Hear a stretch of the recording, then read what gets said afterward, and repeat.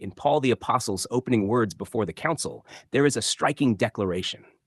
He affirms that he has lived in all good conscience before God up to that day. This statement is not a claim of sinless perfection according to the flesh, but a testimony concerning his standing in relation to God under a new covenantal reality. His conscience is not anchored in the law's demands, but in a completed work that has redefined righteousness itself. The response from Ananias is immediate and violent, commanding that Paul be struck on the mouth. This reaction reveals the tension between two covenants, one rooted in external regulation and authority, the other in an internalized righteousness that does not depend on human approval. Paul's rebuke, calling Ananias a whitewashed wall, exposes the inconsistency of judging according to the law while simultaneously violating it. The law, which demanded justice, is shown to be upheld in appearance but broken in practice. When Paul realizes he is addressing the high priest, he acknowledges the commandment concerning rulers, demonstrating his awareness of the law's structure. Yet even this moment underscores a transition. Respect for authority remains, but it is no longer the means by which righteousness is defined or maintained. Perceiving the composition of the council, Pharisees and Sadducees, Paul declares that he is on trial concerning the hope and resurrection of the dead. This is not merely a strategic division. It brings to light the central divide in Israel itself.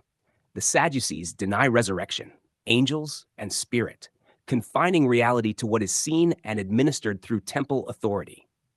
The Pharisees, though affirming these realities, remain bound to a system that anticipates fulfillment but has not yet recognized its arrival. The division becomes so intense that the assembly dissolves into dispute. The Pharisees begin to defend Paul, suggesting that perhaps a spirit or an angel has spoken to him. Ironically, those most committed to the traditions of the law find themselves defending one whose message ultimately transcends that very system. The conflict reveals that the old covenant order is fracturing under the weight of what has been revealed. As the turmoil escalates, Roman authority intervenes, removing Paul from the council to prevent violence. This intervention by a foreign power highlights the diminished state of Israel's leadership. The council, intended to represent divine justice, descends into chaos, unable to rightly discern or judge. That night, the Lord stands by Paul and speaks, "Be of good cheer, for as you have testified concerning me in Jerusalem, so you must also bear witness in Rome." This assurance is not rooted in uncertainty or contingency, but in a determined unfolding of purpose. The testimony given in Jerusalem, the center of the Old Covenant system, will extend to Rome, the heart of the Gentile world. The movement of the message follows a trajectory that reflects a completed transition from a localized covenant people to a reality no longer confined to one nation or structure. In this passage, the contrast is clear.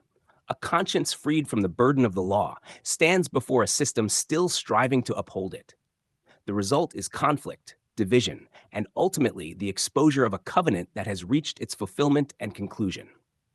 Meanwhile, the message carried by Paul moves forward, not hindered by opposition, but propelled by a purpose that has already been secured.